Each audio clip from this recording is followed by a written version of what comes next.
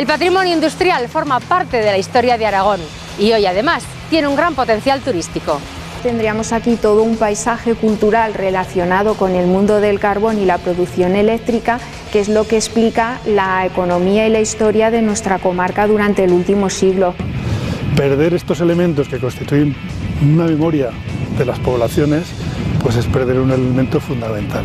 ¿Y saben que solo en la provincia de Teruel hay más de 600 instalaciones industriales abandonadas? Este sitio es bastante mágico, un escenario de una película. ¡Ostras!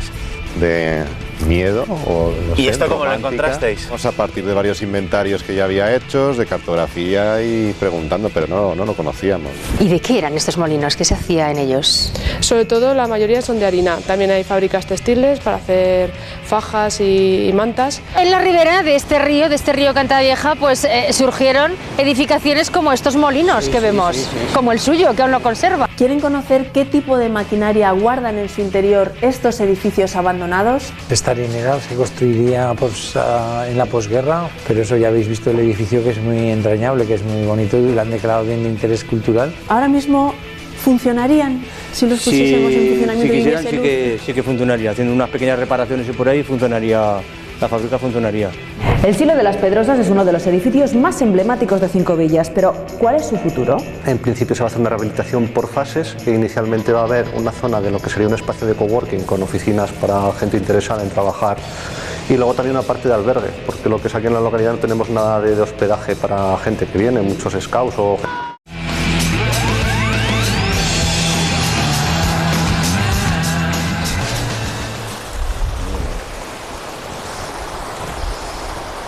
Buenos días. Hola, buenos días, ¿qué tal? ¿Cómo estás? Muy bien. Has puesto en marcha un proyecto de recuperación de industrias abandonadas, de estudio de esas industrias abandonadas que hay en nuestra comunidad, ¿verdad? Sí, exactamente, es un proyecto que llevamos ya 3 años porque hay muchas industrias abandonadas y lo que hemos hecho básicamente es, en primer lugar, buscarlas, buscar molinos, batanes, fábricas, minas también y ver un poco en qué estado están y proponer medidas, proponer actuaciones. ¿Por qué nos has citado aquí? Porque de todas las comarcas turolenses, Matarraña es una de las que tiene más patrimonio industrial, más variado y en muchos casos más desconocido. Es una comarca muy turística, pero sin embargo el patrimonio industrial que tiene, que es enorme, pues no se conoce.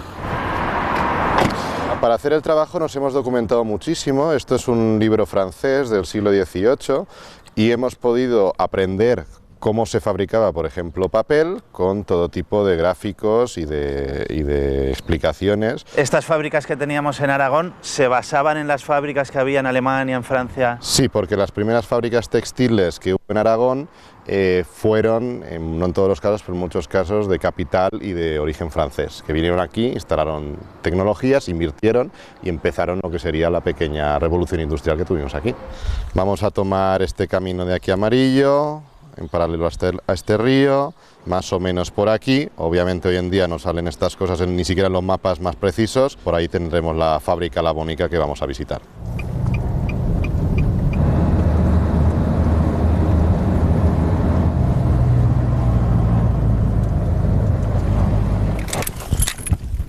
Pues ya hemos llegado. ¿Y desde aquí por dónde se llega? Pues hay que bajar por ahí por un caminico hacia el río y a ver si la encontramos. ¿Sí? Venga, pues a ver si hay suerte. A coger el abrigo. Muy bien. Ostras. ¿Vas a poder saltar el pino, compañero? Venga, que te cojo la cámara. No sabías qué hacer para sacarte. Este sitio es bastante mágico, un escenario de una película. Ostras. De miedo o no ¿Y sé, esto cómo romántica. lo encontrasteis? A partir de varios inventarios que ya había hechos, de cartografía y preguntando, pero no lo conocíamos. ¿Por qué es tan curiosa esta fábrica? Pues porque esta fábrica, además de producir en este caso papel, el propietario decidió instalarse aquí, construir pues un palacio. Fue un modelo muy poco común de fábrica-palacio, de producción y residencia de una familia ilustrada y que durante un buen tiempo aquí vivió, o de esto vivió media Vall-de-Roures. Al lado del río tiene su sentido, ¿no? Sí, porque la fabricación de papel siempre ha necesitado mucha agua y además necesitaba agua muy muy limpia.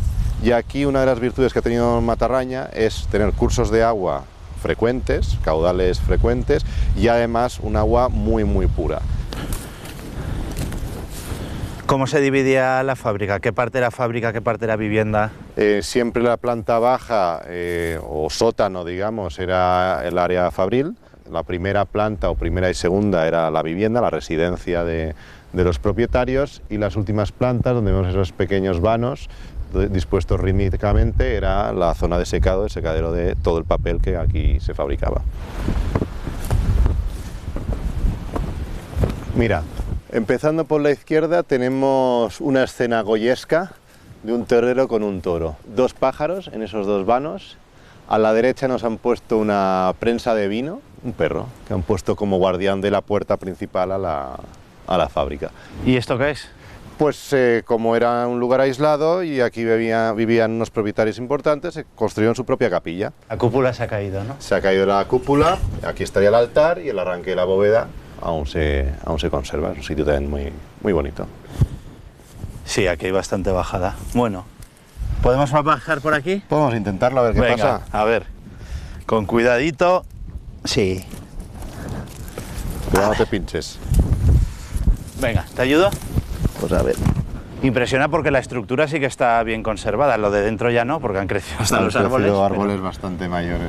Sí, pero como bien dices, se ve perfectamente la arquitectura, se ven los huecos donde estaban las vigas, los pisos superiores donde secaban el papel y las ventanas más grandes, los vanos más grandes, que es donde estaba la residencia de los propietarios. ¿En qué año funcionó esta fábrica? Empezó a funcionar hacia 1789, finales del 18, y luego, como muchas otras, pues ya entró en decadencia. Esta creo que cerró en los 50, más o menos. Aquí estamos en el área de fabricación de papel.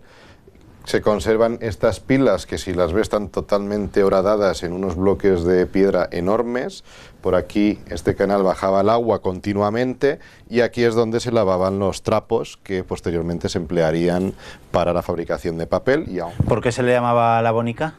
Popularmente se le ha llamado la bonica justamente porque, chapurriado como dicen aquí, bonica es bonito, la fábrica bonita por los frescos que hemos observado en el exterior y porque antiguamente además era un lugar muy interesante paisajísticamente, y cuando el palacio estaba en su máximo esplendor podía ser un lugar espectacular. Y esta era una industria abandonada, pero creo que ahora nos vas a llevar a una industria que ahora sí que se le ha sabido dar un uso, ¿verdad? Exactamente, ahora vamos a ir hacia Beceite para ver una fábrica muy parecida a esta, pero que en este caso afortunadamente ha sido rehabilitada como hotel.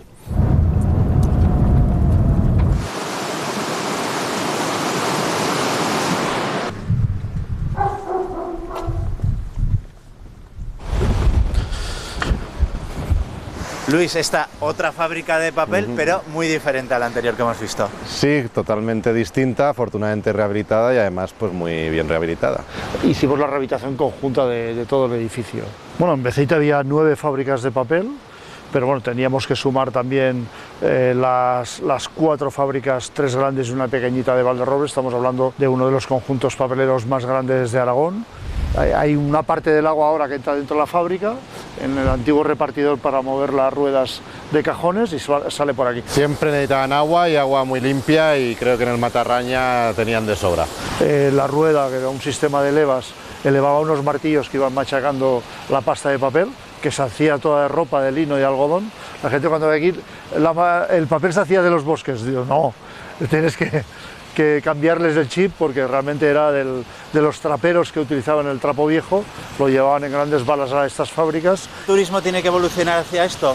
El poderle contar a tu cliente, a los que vemos arriba, por ejemplo, comiendo una historia, decirles, y que a lo mejor también lo puedan colgar en sus redes sociales, funciona un poco así todo, ¿no? Sí, claro, o sea, la rehabilitación de estos espacios, que a veces puede ser una fábrica de papel, un molino, tiene su personalidad y transmiten esa personalidad a los turistas, sobre todo, o a la gente, a cualquier persona que se acerca al restaurante o va a alguna de las habitaciones, te preguntan cosas, ¿no? Porque en el directorio del hotel, en la carta del restaurante, habla un poco de las fábricas y ya directamente entran a decir, oye, y antes, y entonces empieza toda la historia, quieren conocer más, etcétera. Es lo que está en las habitaciones, lo más original, que serían los miradores, los secadores de papel, que es donde se secaba el papel una vez se fabricaba en la planta baja, se subía aquí y aquí se colgaba. Estos agujeritos, por aquí venía un cordel estirado y las mujeres colgaban aquí o bien el papel o la cartulina para secarse. O sea, como si fuese la colada de nuestras casas, pero aquí colgando el papel. Exactamente, ¿no? Igual. Perfecto.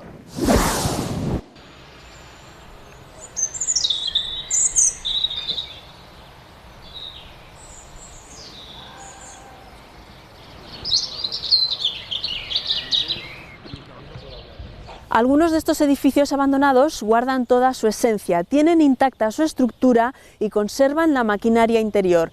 Es el caso de la harinera de Monegros, en Sariñena.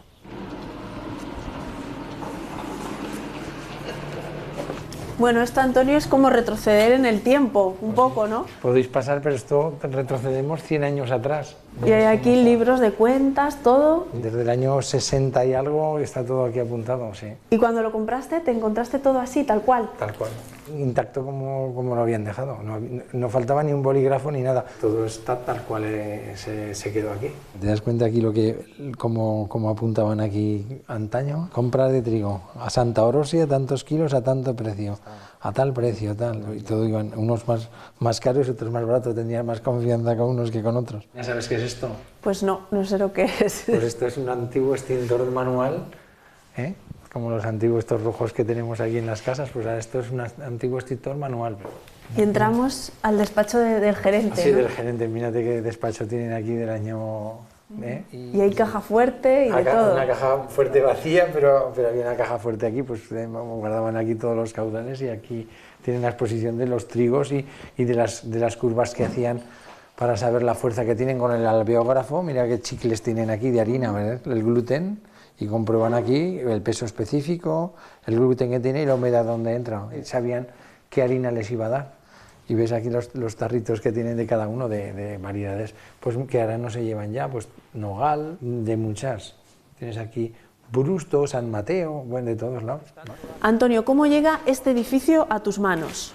Pues este edificio llega a mis manos porque conocía bastante al gerente y me dijo, ¿cómo no entras tú en este tipo de subasta y demás? Y dijimos, pues vamos a entrar y vamos a intentar comprar este edificio que me pareció interesante y queríamos hacer un tipo de proyecto para un sistema ecológico y tal, y un sistema de campo, agricultura y demás, y llevarlo a cabo. Lo que pasa es que ahora lo tenemos un poco en bypass y no sabemos lo que vamos a hacer. ¿Cuánto te costó el edificio? El edificio en sí me costó mucho sacrificio, al principio mucho sacrificio. El dinero no fue muy grande, pero bueno, tuvimos que también tener gastos notariales y demás, que se gastó dinero, pero la subasta salió a lo mejor unos 36 o por ahí, no me acuerdo. Que para un edificio de estas características en principio parece poco, sin pensar en la reforma posterior. Sí, lo que pasa es que tuvimos que hacer reformas de escrituras, todas estas cosas, y bueno, hubo unos gastos de más, pero bueno, no me pareció mucho dinero. Antonio, fuiste trabajador de la harinera, ¿durante cuánto tiempo? Pues empecé en el 2003 hasta el 2012, empecé a trabajar aquí como mozo de almacén y luego con los años cuando una persona se jubiló, empecé a trabajar en fábrica, en los molinos. ¿Cuántos trabajadores había aquí y cómo era aquí el ambiente laboral? Pues el ambiente laboral estaba bien, 8 o 9 personas estábamos y bien, trabajábamos bien a gusto. Vamos a ir descubriendo poco a poco la fábrica y hay cosas que funcionan de verdad, ¿no? Por ejemplo, sí. Me decías, esta báscula. La báscula funciona bien, de vez en cuando se debe ajustar se ajustaba y funciona perfectamente. ¿La quieres probar? A ver si funciona bien o no. Sí, vamos a probar, a ver. ¿Cuánto pesas en la báscula de casa? Sobre 81 por ahí, aquí son con la ropa y por ahí 84. Y vemos que sí que los trabajadores lo pasabais bien, porque aquí tenéis unos póster que cada año ibais ampliando, ¿no? Con el calendario. Un calendario que nos daban, pero bueno, ahí se quedaban. ¿Cómo está todo, eh? Hostia, esto estaba totalmente limpio, mírate. Esto lo ajustaríais vosotros porque esto... Claro, esto es para ajustar para que... Ya. Para la hora de subir. La verdad es que es impresionante todas las maderas nobles que hay aquí, la maquinaria. Antonio, cuéntanos algo de la historia de este edificio, de la harinera. Pues esta harinera se construiría en la posguerra, sería en el año 1940 o empezaría a construirse por ahí. Y pues acabaría a lo mejor en el 46, 48, 50, no sé qué año se inauguró, pero eso ya habéis visto el edificio, que es muy entrañable, que es muy bonito y lo han declarado bien de interés cultural. Esto yo creo que se construyó para el hambre que hubiese en la posguerra, y eso ya lo veis, que son todo maquinaria, todo suiza, todo marca, todo muy bien, y hoy sí existe, después de 50 años sigue existiendo, o 100 años sigue existiendo Bühler a nivel pues de lo mejor que hay en el mundo, ¿no? Antonio, tú que has tocado y manipulado estos molinos hasta el año 2012, tiene mucho valor, ¿no? Que tan antiguos aguantasen tantos años. Pues sí, la verdad que sí, tiene mucho valor. Ahora mismo, ¿funcionarían si los pusiésemos en funcionamiento? Si quisieran, sí que funcionaría. Haciendo unas pequeñas reparaciones y por ahí funcionaría, la fábrica funcionaría. Le costaría ponerse en marcha, pero funcionaría. ¿Nos enseñas todo el proceso, desde que entra el grano hasta que sale la harina? Sí. Vienen los camiones a granel, descargan en la tolva, sube por un sinfín y va a parar al elevador, y el elevador hay unas variantes que se distribuían a los 4 silos, y luego a través de estos dosificadores se escoge la cantidad de trigo que sea necesario para hacer la mezcla de trigo unos con otros.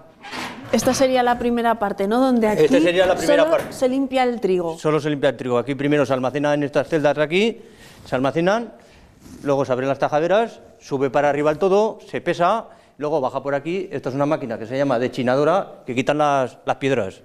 Solo quitan las piedretas pequeñas, menudas, sube y baja, y así todo el rato hasta que el trigo está totalmente limpio. Este es el segundo piso, que esta máquina es la que limpia el polvo, también separa el trigo por unas grivas que lleva por dentro, un cilindro que da vueltas. Se ve todavía aquí los restos, ¿no? Los restos de la papilla, la cascarilla del trigo. Una vez que el trigo está limpio, viene a la sala que más nos ha gustado desde el principio. Aquí se molía. ¿Y cuánto se molía al día antiguamente? Se molía cada jornada sobre unos 8.000 y pico kilos de harina, más aparte el salvao, las cuartas y la harinilla que salía aparte de la harina. Entonces era una harinera muy importante en la provincia. Sí.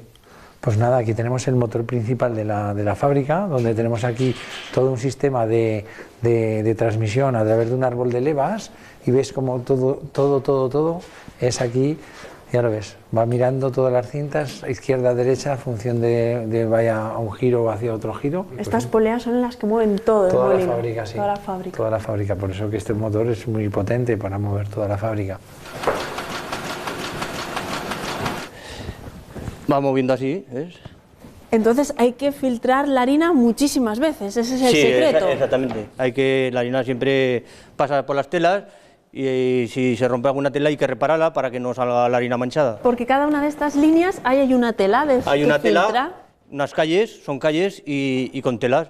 Entonces, y son telas como estas que telas tenemos como aquí. estas, que son finas, son telas finas de metal o de nailón. Aquí, en esta tolveta de aquí, salía la harina de fuerza, que salía con sacos de papel abiertos.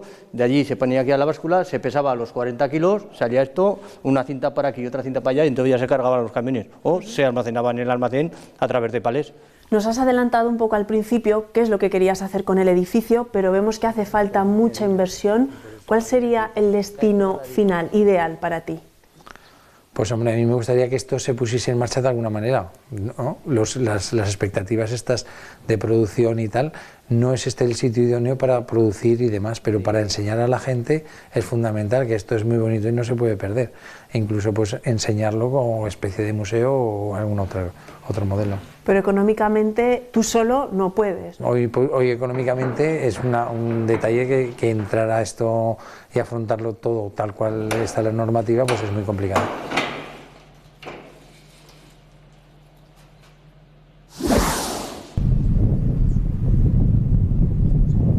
Si han visitado Cantavieja, uno de los pueblos más bonitos de España, y creen que lo han visto todo, igual hoy les mostramos algo más por descubrir.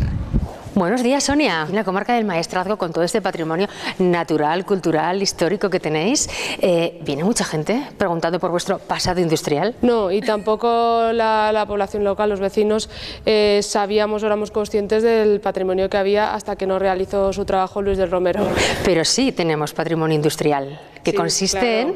Bueno, es una red de molinos, algún batán, con su canalización, azuz. Son 10, 11 infraestructuras hidráulicas muy interesantes que además están en entornos y en paisajes que se han guardado a lo largo del tiempo de manera muy auténtica. ¿Y de qué eran estos molinos? ¿Qué se hacía en ellos? Sobre todo la mayoría son de harina. También hay fábricas textiles para hacer fajas y mantas y algún batán. Algunas de ellas tienen arcos góticos y formas que se ve que pueden ser del siglo XIV. Hasta los años 80 algunos estaban en uso. Lo que es un descubrimiento es ver cómo han llegado hasta hoy y que en el resto de lugares ha desaparecido. Y es a partir de ese trabajo de Luis, que lo hace un inventario para toda la comarca, despierta un interés en la administración, en el ayuntamiento, en la comarca, para hacer algo, intentar hacer algo por este patrimonio. Empieza en el molino La Foz, que tiene aquí un azuz, y luego continúa todo el curso del río, está el molino Alto, un par de fábricas, el molino del Puente, y luego continúa el río Cantavieja hasta pasar por el molino Charanga, el del Batán, que se ve desde la carretera, y acaba ya por aquí en el de la Molineta, que creo que lo vais a visitar. Vicente, qué alegría oír este agua, ¿verdad? Sí, es limpia y maga. Cuando menos bajaba como ahora, cuando menos. Aquí pescábamos. ¿Aquí? A los barbos. ¿Sí? Por río. Y en la ribera de este río Cantavieja, pues surgieron edificaciones como estos molinos que vemos, como el suyo, que aún lo conserva. Molían harina, trigo para comer pan. Y luego para pienso para los animales y también molían el cemento. Al lado del molino también tenían otros edificios, ¿qué era esto? Sí, tenían los conejos. ¿Hay conejos? Conejos, y aquí los cerdos. Mira cómo se podía, se daban la vida, claro. Esto por fuera, que era el molino, no tiene ningún aspecto de molino, por fuera. Por fuera. Porque toda la maquinaria y todo está por dentro. Está todo dentro. Vale, ¿y lo han podido conservar durante tanto tiempo? Sí, sí, sí. ¿Por aquí entraban las caballerías? Por aquí, sí. Esta grada la tenían aquí para cargar las talegas a los mulos. Ah, claro, se subían aquí, ¿verdad? Porque mi mujer con 13 o 14 años cargaba ya las talegas. Ay, claro. En aquellos años, ¿verdad? Que era vivienda, era molino. Sí, sí, se festejaba la gente. Ah, aquí en la puerta, ¿eh, Vicente? Pero ¿cómo que festejaba la gente? ¿Usted también? Claro, claro. ¿Y esta también es otra piedra de molino? Esta piedra de molino, sí. ¿Y de dónde sacaban estas piedras? De aquí, de este río, a unos 2 kilómetros de aquí, está la cantera. Todas esas raelas se hacían a mano. ¿A mano? Todo a mano. Y esto los picaban, cuando se gastaban los picaban y por aquí salía la harina.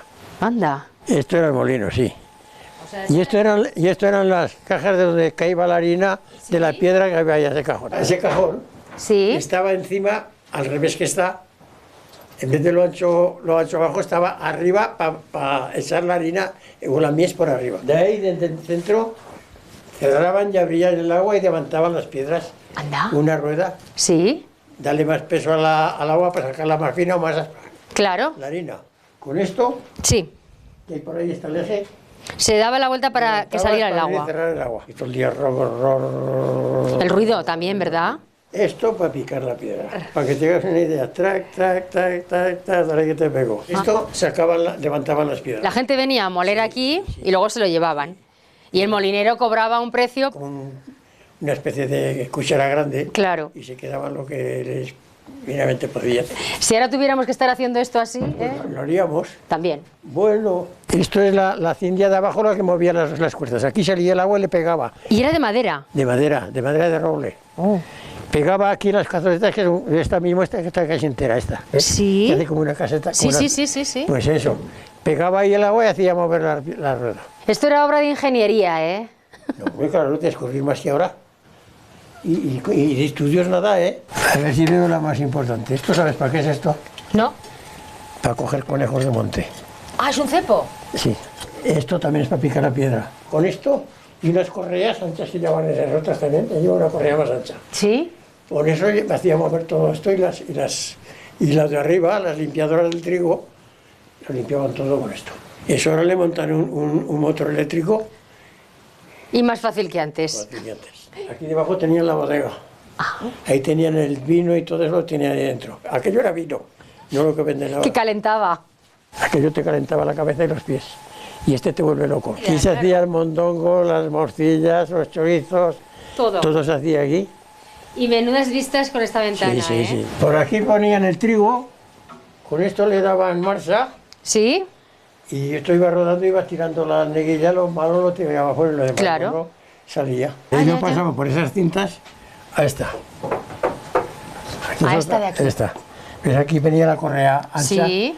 Y de aquí bajaba a una caja que hay abajo en la pared. ¿La que hemos Ahí visto? Sí, había un cajón ahí. Sí. Y de allí pasaba, se lo iba llevando a la... Ya. Pero esto es una joya. Esto es una joya, sí. Y Vicente, ¿había trabajo para tantos molinos como había aquí? Sí. No, es que no paraban. No había otra cosa. Yo de que me acuerdo, he visto moler todos. Siempre. Sí. Porque usted es de aquí, de Cantavieja. No soy de Cantavieja, pero de 13 años vine a Cantavieja. ¿Y de dónde es? De Forzanete. Buen pueblo. Sí. Muchos ronquillones. ¿Y esto para qué era? Esto para quitar lo que se enganchaba y enganchaba. Ah. Y aquí tenían el almacén de tener ahí cebada o lo que fuera. El que querían le acababan y cerraban y se estaba. Eso es el horno donde cocían el pan. ¿Aquí? Aquí. Ah, qué agujero más pequeño, ¿verdad? Por aquí echaban la leña y por aquí con una pala sacaban el pan. ¿Y cuánto hará que esto ya no funciona? No muchos años, 40 o 45 años. ¿Y dice que son pocos? Pocos.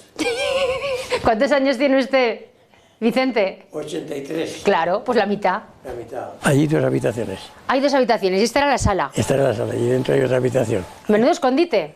Aquí guardaban el trigo y todo eso guardaban. Por aquí venía el agua a la balsa. Y ahí tenía la tajera, cuando venía mucha tormenta, que estaba la balsa llena, la abrían por aquí. Por aquí la cerraban y la abrían, cuando la balsa estaba llena, la abrían por aquí, se iba al río. Aquí que había mucha agua. Y eso era donde tenía ahí una compuerta, y de ahí abrían el agua y bajaba, por ahí bajaba Pero por lo que va dentro. El tubo va dentro. Y salía el agua por ahí, que era lo que movía el molino. ¿Tiene 2 hijas? Sí. Pues muy bien, ¿no? Un nieto. 2 hijas, un nieto y un bisnieto. Y un bisnieto. O sea que es bisabuelo también. Bisabuelo, sí. El heredero es Martín, el chiquitín. El pequeño de todo. Claro. Que hay que explicarle la historia a Martín. Claro. ¿Agua pasada no mueve molino o sí? No, se dice que agua pasada no mueve molino, no. Pues yo creo que este todavía se puede mover. Sí. Muchísima salud para seguir disfrutando de las hijas, del nieto, de Martín, de todos. Y que se lo siga contando, así de bien como nos lo ha contado a nosotros. Esperemos que sí.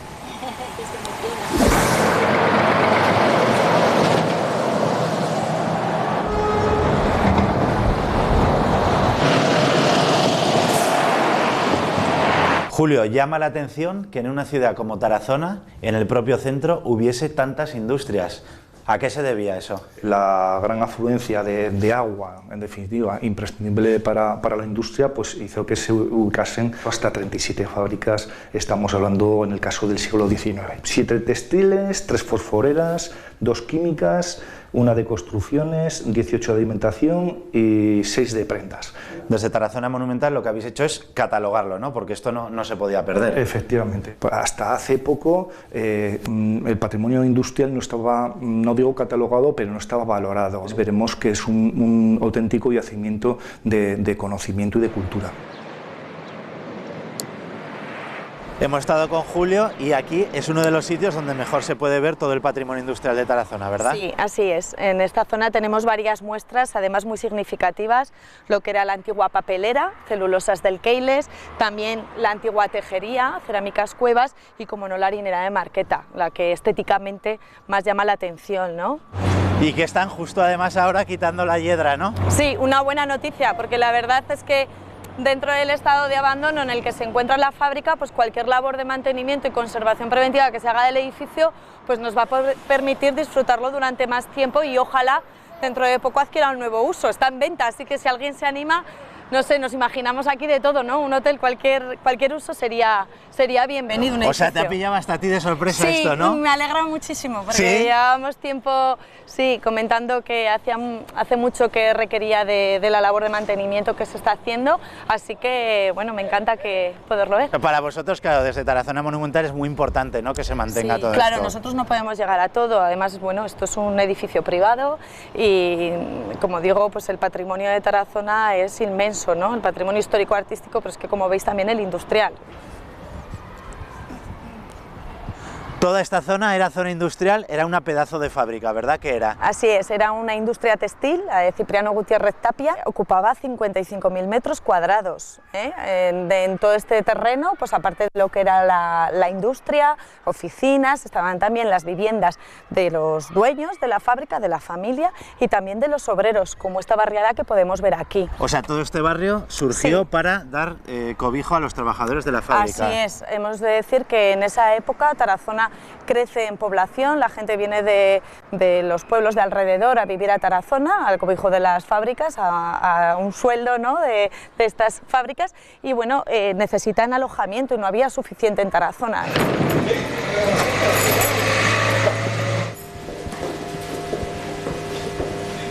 ¿Y esta es la estructura original de lo que era la fábrica? Así es, de principios del siglo XX y bueno, pues como ves, con una gran iluminación natural, ¿no?, con esta techumbre, con estas cerchas metálicas y con estas vertientes también acristaladas, así como todos los vanos que encontramos en aquel muro, que hoy en día están un poco cegados, pero bueno, que estarían completamente abiertos para que contaran con la máxima número de horas de luz, ¿no?, al día. 3 turnos, de mañana, tarde y noche, como se hace actualmente, más de 700 personas. ¿Y qué uso se le da actualmente? Bueno, pues el uso es estupendo, porque es un uso festivo, ¿no? Es el recinto ferial, es el pabellón municipal, donde pues nos congregamos los turiasonenses pues para ferias, para actividades. Bueno, hace poquito ha sido carnaval, vemos por ahí todavía los globos, y hay 2 pabellones, este el gris y otro exactamente igual, pintado de color rojo el suelo, y bueno, pues la verdad es que la obra que se ha hecho de acondicionamiento ha sido muy respetuosa con la arquitectura original y nos permite entender muy bien esta fábrica, ¿no?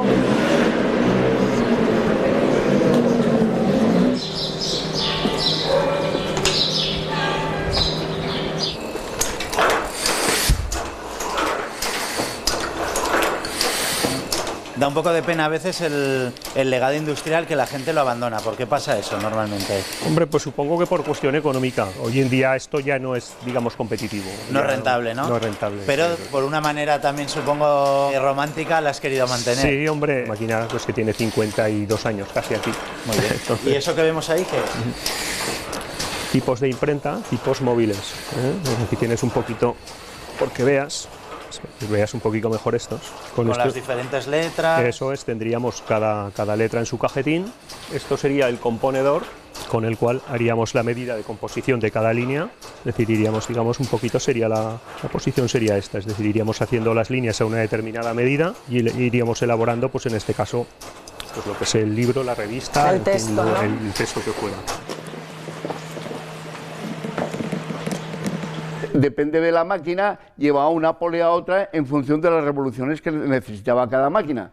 Pero esto ya está en desuso, porque esto era movido con una turbina, con una acequia que pasa por aquí. ¿Y estas máquinas qué son? Pues estas son las prensas, que estas fueron ya del 1880, 80 por ahí, que fue cuando empezó la revolución industrial. Porque antes más, que os voy a enseñar, eran las prensas de palanca. Ven por aquí para que veas el tornillo. Este tornillo, ¿sí? Esto eran prensas de palanca que consistía en una viga de 12 a 14 metros, donde en la punta iba puesta una piedra y por medio de palanca mantenía una presión constante si la giraban en un sentido o la giraban en el otro. ¿Cuántos trujales se convirtieron en fábrica, vosotros que lo habéis estado catalogando? Bueno, pues conocemos de la existencia de 11 molinos de aceite, aunque seguramente habría más o otros que se habrían ido dejando en desuso, pero de esos 12 molinos solo 2 se convierten en fábrica, o sea, solo 2 adquieren estos sistemas ya de hidráulicos o maquinaria ya que podamos considerar industrial y que la actividad de ese molino cambiase, ¿no? De Vulcano, de Alcoy, y esta es de Zaragoza, o sea, de Talleres Bautista. Esto ha venido porque nosotros tuvimos otra almazara en Cunchillos, pero que esa se hizo sobre el año 50, pero en el 54 creo que por esa época vino una helada que se helaron los olivos, claro. Y entonces aquello, pues tuvieron unos años que no funcionó. Cuando empezasteis a catalogar, ¿cómo los encontrasteis a ellos, por ejemplo? Bueno, a ver, ellos son unos conservadores del patrimonio industrial que ojalá pudiéramos contar con más como ellos, porque aman lo que hacen y han podido conservarlo, pues eso, 180 años, ¿no?, dentro de la familia. Porque aquí en tiempos había aquí por lo menos 6 o 7 trujales, que yo conociera de chaval.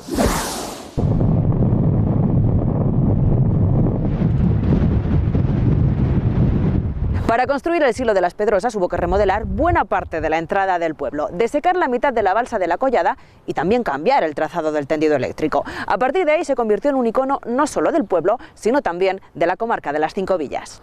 Buenos días, Víctor. Buenos días. ¿Cómo estás? Muy bien. Bueno, vaya viento tenéis, os va a llevar la cigüeña volando. Sí, hace un día hoy bonito, sí. En 1956 se construye este silo y a partir de ahí, ¿qué?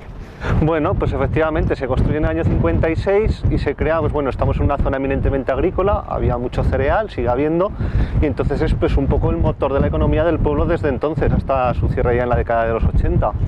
Todos los agricultores de la zona, lo que es este municipio y los de alrededor, venían aquí a entregar el grano y ya desde aquí pues se bajaba a la parte de Zuero y ya se exportaba o se llevaba a otros sitios de España. ¿Por qué se construye aquí concretamente? Bueno, pues es una zona, es un punto de comunicación neurálgico, digamos, en esta parte de la comarca de las 5 Villas y además había mucha producción de cereal, entonces era el punto idóneo tanto para recolectar y almacenar como para luego darle salida enseguida hacia lo que es la parte de vías de ferrocarril o carreteras importantes. Bueno, así es como está, ¿desde qué año? Pues la última vez que se usó fue en los años 90, que hubo un uso puntual, pero se dejó de utilizar a principios de los 80. Ahí ya perdió el uso que tenía continuo de todas las campañas agrícolas. A raíz de la entrada en la Unión Europea, el gobierno ya dejó de tener la potestad de controlar los precios de almacenamiento de grano, entonces los hilos perdieron interés y entraron en funcionamiento las cooperativas, las fábricas y otro tipo de almacenamientos. ¿Y no se ha vuelto a usar? No, ya nada, ya cayó en desuso. Y además, bueno, poner en marcha esto otra vez es muy costoso, hay que limpiarlo y luego además el silo se ha quedado ya en lo que es el núcleo urbano y claro, el silo provocaba molestias, hacía muchísimo ruido al funcionar, también provocaba mucho polvo, entonces ya era muy complicado volver a ponerlo en marcha. Se está utilizando un poco de almacén. Sí, esto ahora mismo se utiliza pues de almacén del ayuntamiento, ¿no? Todo lo que no sabes dónde meter lo vas agrupando aquí dentro. Todas estas compuertas que vemos por aquí, estos agujeros, era por donde se procedía a la descarga del grano, tanto aquí como la parte superior en el techo. Todo esto son lo que son las celdas de almacenamiento que llaman, que son lo que es las paredes externas del silo, que es lo que todos vemos por la carretera cuando vemos un silo de estos. La carga se hacía en la parte exterior, que ahora es una plaza, se ha reconvertido. Ahí descargaban los camiones y a partir de ahí, a base de sinfines, con toda esta maquinaria que se ve por aquí, se llevaba hasta la parte superior y a partir de ahí se empezaba a llenar estas celdas. ¿Cuántos pisos hay? Pues sería el equivalente a 5 plantas de altura. ¿Y había montacargas? Sí, había también un montacargas, principalmente se utilizaba para subir utensilios a la parte superior del silo y muchas veces el jefe de silo, pues bueno, por hacer la gracia con los críos del pueblo, lo subía también, subían y bajaban y así se entretenían. Ah, era también una atracción. Era una atracción, sí. Además, como era la única industria, por así decirlo, del pueblo, pues los críos venían encantados. ¿Divertido? Divertido. ¿Tú te has subido en ese montacargas? No llega a conocerlo. ¿Tenéis ventanas a lo largo del ascenso? Tenemos ventanas, sí, hay ventanas por todo el edificio, bueno, en la parte que es transitable. La luz era importante, así, bueno, el silo en sí gastaba muchísima electricidad, pero claro, así se ahorraban también en iluminación para los operarios. ¿Cuánta gente trabajaba aquí? Pues en lo que era campaña de cereal, yo calculo que habría sobre media docena de personas. No era un volumen muy elevado de empleados porque la verdad es que el silo está muy automatizado, eran todos infines y se controlaban desde un cuadro de mandos. ¿Era todo gente del pueblo? Sí, era todo gente del pueblo. También cuando empezó a funcionar el silo, en los años 60 Las Pedrosas contaba con 450 habitantes, entonces estamos hablando de una época totalmente distinta a la actualidad y los pueblos eran muy distintos demográficamente en cuanto a lo que es ahora.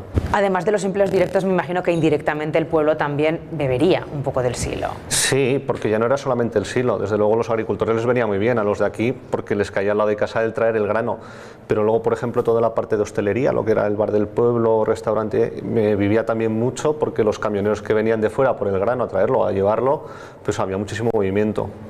¿Y esta es la parte de arriba? Sí. ¿La zona más alta? Exacto.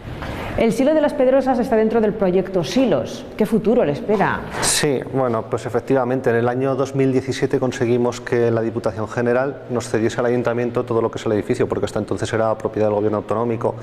Y entonces empezamos a pensar qué hacer con el Silo, porque es un edificio muy emblemático, es un símbolo del pueblo, todo el mundo que lo ve lo reconoce y queríamos aprovecharlo. Es una estructura que de alguna forma tenía que volver a ser un motor en el pueblo. Entonces, bueno, a través del proyecto Silos se están barajando varias posibilidades de rehabilitación. En principio se va a hacer una rehabilitación por fases. Inicialmente va a haber una zona de lo que sería un espacio de coworking con oficinas para gente interesada en trabajar, tener un espacio común de trabajo, y luego también una parte de albergue, porque lo que es aquí en la localidad no tenemos nada de hospedaje para gente que viene, muchos scouts o gente que viene a trabajar. ¿Tenéis una fecha de arranque? Sí, el proyecto se va a empezar a elaborar ya. Y en principio lo que es la obra está previsto ejecutarlo el año que viene. ¿Cuánto va a durar? Un año. ¿La iglesia? La iglesia sí, la otra torre. Rivalizan, ¿no? Cuando llegas a la entrada. Sí, siempre lo han dicho, la una la construyeron con sus almas y la otra con sus manos. Esto es el motor, ¿no? El final sin fin, ¿o qué? Sí. Joder, desde aquí se ve todo, ¿eh? Sí, aquí ahora sí queda impresión. Hay altura, ¿eh? Hay altura, sí, mucha. Ahora sí que estamos en los 35 metros. María Ángeles. Hola. ¿Qué tal? Buenos días. Bueno, este es el granero del Silo. El granero del Silo. Que lo habéis reconvertido. Bueno, efectivamente, este es el que era el granero del Silo y yo creo que en este momento es el lugar más utilizado y más querido por casi todos los habitantes de Las Pedrosas. ¿Por qué? Aquí se celebran eventos culturales, lúdicos. También hay eventos privados, hay gente que solicita el pabellón pues para un cumpleaños, para una jubilación, se junta con su familia y tal, bueno, también es el uso que se le puede dar. Y aquí la verdad es que hacemos, yo creo que absolutamente todo. Hemos hecho presentaciones de libros, conciertos de música clásica, rock, folk. Ha habido circo, luego siempre se celebra aquí una cena de hermandad entre todos, que se hace entre todo el mundo y bueno, es un momento bastante majo. Llevamos unos cuantos años que hacemos un mercado artesanal. Habéis tenido que arreglar también un poco la acústica. Sí. ¿Qué pasaba? Pues que había, no se podía estar conversando como estamos ahora mismo conversando, sería difícil. ¿Por qué? Se oye mucho ruido, mucho ruido. Entonces bueno, con estos paneles y tal que son antirreverberación, hemos conseguido, con no mucha inversión, pues justo lo que queríamos, que era poder hablar, poder escucharnos, incluso cuando hay mucha gente. Y bueno, y los conciertos que celebramos todos los años, vienen quintetos, vienen cuartetos y tal, suenan magníficamente los instrumentos tal cual. Veo que también tenéis bicis elípticas y todo. ¿Hacéis también deporte aquí? Sí, viene gente muy mayor, nonagenarias, a hacer gimnasia de mantenimiento, lo pasan bastante bien. Tiene barra de bar, que siempre la montamos pues para cualquier evento. Tú tienes acceso a la barra de bar, hay una pequeña cocinita, están los baños que se habilitaron también para eso, todo tipo de sillas, mobiliario y bueno, siempre estamos intentando renovar, cambiar y darle más salida al pabellón. Y la idea es que el Silo siga creciendo y que vuelva a ser motor. ¿El Silo tiene futuro? Yo creo que sí.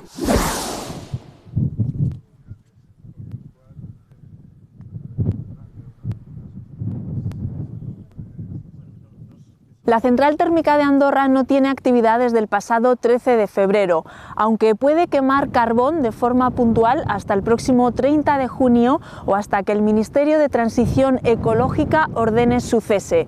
Después, esto será un gran edificio industrial cerrado. ¿Qué ocurrirá con esta infraestructura? Tenemos aquí un plano general desde esta posición. Podemos ver en la parte derecha las zonas que eran parque de acopio y homogenización del carbón. Detrás hay una pequeña balsa que era la zona de acopio del agua procedente del pantano de Calanda. A través de las cintas transportadoras que vemos que van hacia las torres, pues pasaba el material a unos molinos, 6 por cada grupo, que molturaban para hacer pequeñas partículas. Ese carbón se introducía en las torres donde están las calderas, ahí se producía la combustión Esa combustión lo que hacía era calentar agua, generar vapor, movía unos turboalternadores donde se generaba la electricidad. Lógicamente queríamos entrar a la central térmica, la propietaria Endesa nos ha dicho que de momento no se puede, que más adelante sí que organizará visitas y nos hemos quedado fuera.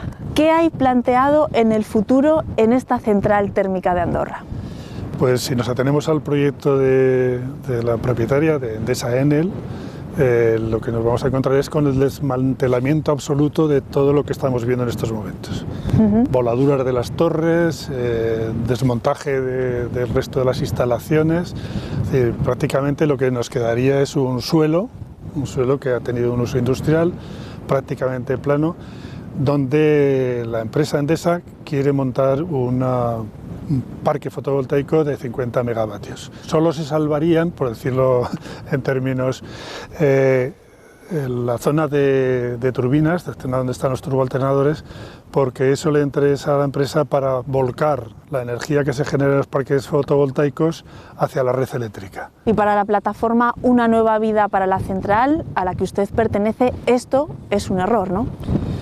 Bueno, nosotros estamos planteando un debate alrededor de lo que proponemos, pero ciertamente estamos en contra de un desmantelamiento absoluto de estas instalaciones, por diversos motivos. Motivos de patrimonio industrial, por motivos de que hay unas instalaciones que se pueden reaprovechar.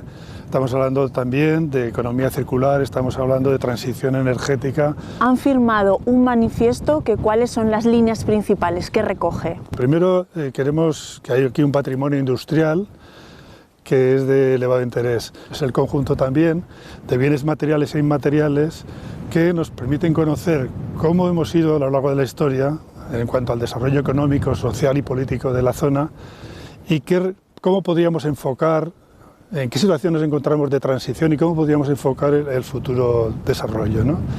Perder estos elementos que constituyen una memoria de las poblaciones, pues es perder un elemento fundamental. También hay una legislación en Aragón un poco limitada porque habla más de patrimonio cultural, pero también considera estas instalaciones, pues es otro elemento a tener en cuenta. Nosotros planteamos que aquí en esta zona, donde va a haber parques fotovoltaicos, va a haber parques eólicos, no lejos tenemos alguna instalación hidroeléctrica, pues podría ser una fuente de información para ver todo ese proceso de transformación, desde el siglo pasado donde quemábamos esos combustibles, por qué los quemábamos, por qué en esta zona, por qué hemos tenido que dejar de quemarlos, qué propuestas alternativas hay, qué consecuencias van a tener esas propuestas alternativas. En el trabajo de adaptación de todas estas instalaciones puede haber tanto trabajo o más como el del desmantelamiento, teniendo en cuenta que algunas cosas sí que hay que quitarlas. Aquí hay residuos tóxicos que hay que quitar, hay elementos importantes que no tienen sentido mantenerlos. Proponemos un museo de la transición energética porque es un elemento importantísimo de nuestra historia última de la obtención de energía. Y pedimos aprovechar todas las infraestructuras que tiene la central de instalaciones, concretamente el ferrocarril, concretamente la subida de aguas del Ebro con la planta de desionización y la toma de gas para actividades industriales en este polígono que estamos en estos momentos, porque estamos en estos momentos paseando, que está bastante desmantelado. Entonces, generar actividad de los recursos de la central para poder mantener esa otra actividad cultural. En la plataforma también está la Asociación Cultural Rolde, que ha iniciado trámites para, de momento, paralizar el desmantelamiento. Cuéntanos en qué consiste. Sí, podemos decir que hace un par de días ha presentado el inicio, una demanda para que se inicie un expediente para que se considere esto como un patrimonio cultural con una figura de protección, y lo cual supone que tiene que haber una intervención para valorar si esa demanda, que está justificada con un informe,